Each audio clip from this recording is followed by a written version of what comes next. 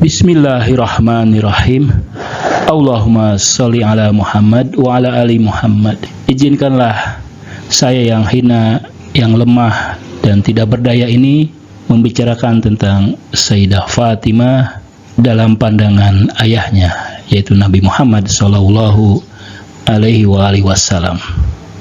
Kesan saya bahwa kalau kita membaca hadis-hadis dari Ats-Tsaqalain, dari kitab-kitab yang dikumpulkan dalam aplikasi Ats-Tsaqalain yang Anda bisa akses, bisa install, yang memudahkan bagi kita untuk mencari hadis-hadis dengan menggunakan kata-kata kunci. Ketika saya menulis Fatimah, saya menemukan banyak sekali hadis. Hadis itu luar biasa menggambarkan, salah satunya menggambarkan bagaimana Rasulullah memberikan perhatian yang luar biasa, dan kita layak meneladani Rasulullah untuk memberikan penghormatan dan apresiasi atas Sayyidah Fatimah alaihissalam. Dari beberapa hadis yang saya kumpulkan, diantaranya bagaimana Rasulullah mengatakan Fatimah bid'atu minni atau bad'atu minni, man saroha faqad saroni wa man sa'aha faqad sa'ani. Ini Rasulullah memberikan kedudukan yang mulia, di mana siapa yang memberikan kebahagiaan, kerelaan, membuat Fatimah ridho, itu sama dengan membuat ridho Rasulullah, membuat senang Rasulullah, dan juga bahkan Allah Subhanahu wa taala. Wa man sa'aha faqad sa'ani.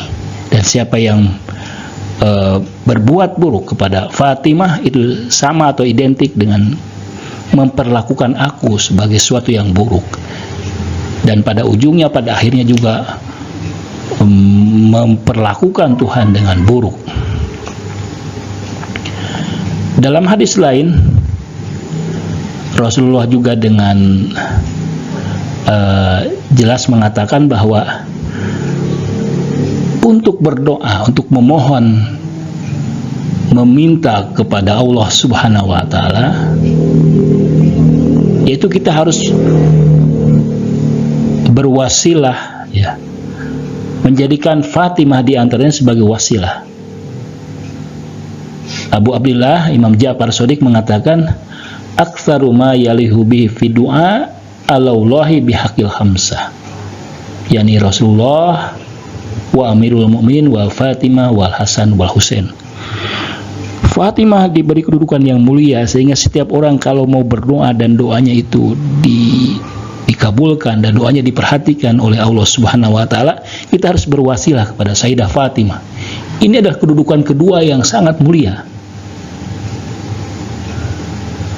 Belum lagi kata-kata Rasulullah atau pujian atau laba bahwa Fatimah adalah ummu abiha, ya, ibu bagi ayahnya. Itu adalah kedudukan spiritualitas yang sangat mulia. Hadis-hadis lain menggambarkan bagaimana Rasulullah menghibur Fatimah, bahwa Fatimah akan bertemu dengan ayahnya di surga, bahwa Fatimah adalah pemimpin di surga, pemimpin kaum wanita di surga. Banyak sekali selain ini pujian, perhatian, kasih sayang dari Rasulullah kepada Fatimah. Ini adalah sebagai bentuk pelajaran bagi umatnya, karena kita harus meneladani Rasulullah, menjadikan Rasulullah sebagai uswah hasanah. Namun untuk memahami Fatimah sebagaimana yang dipahami Rasulullah itu memang tidak mudah. Kita membutuhkan perangkat ilmu yang lebih dalam. Misalnya Ayatullah Hasan Az-Zuli Amuli membuat kitab tentang Sayyidah Fatimah, Fassu Fatimah, menggambarkan dimensi spiritualitas Fatimah. Dan untuk memahami, mengkaji Fatimah, kita membutuhkan interdisiplin studies, membutuhkan comparative studies. Karena ini wanita yang mulia yang hidup dalam waktu yang sangat singkat, yang banyak menangis tangisan spiritualitas. Ada banyak orang-orang suci yang menangis, ada nabi yang menangis.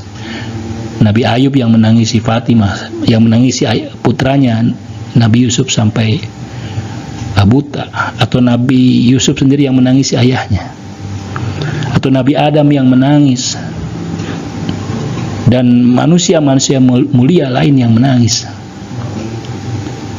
Ada di sini Fatimah ingin mengajarkan sebuah tangisan spiritualitas. Seseorang di zaman di mana kultur patriarkal begitu dominan, begitu menghegemoni, Fatimah ingin mendekonstruksi kultur budaya saat itu dengan menampilkan feminisme maskulinnya untuk mengubah tradisi yang saat itu bertahan dan mendominasi pandangan bukan hanya di masyarakat tapi juga dengan dalam pemahaman terhadap agama. Ada hadis dari Sayyidah Fatimah yang menarik. Fatimah mengutip dari Rasulullah Shallallahu Alaihi Wasallam yang mengatakan ar-raghbah fi dunya tuksirul hamma wal huzn, bahwa perhatian yang serius, kecintaan yang luar biasa terhadap dunia akan memperbanyak kesedihan dan kebingungan. Wa zuhdu fi dunya yurihul qalba wal badan. Zuhud, asketisme terhadap dunia akan membuat kalbu dan badan tenang, nyaman. Wassalamualaikum warahmatullahi wabarakatuh.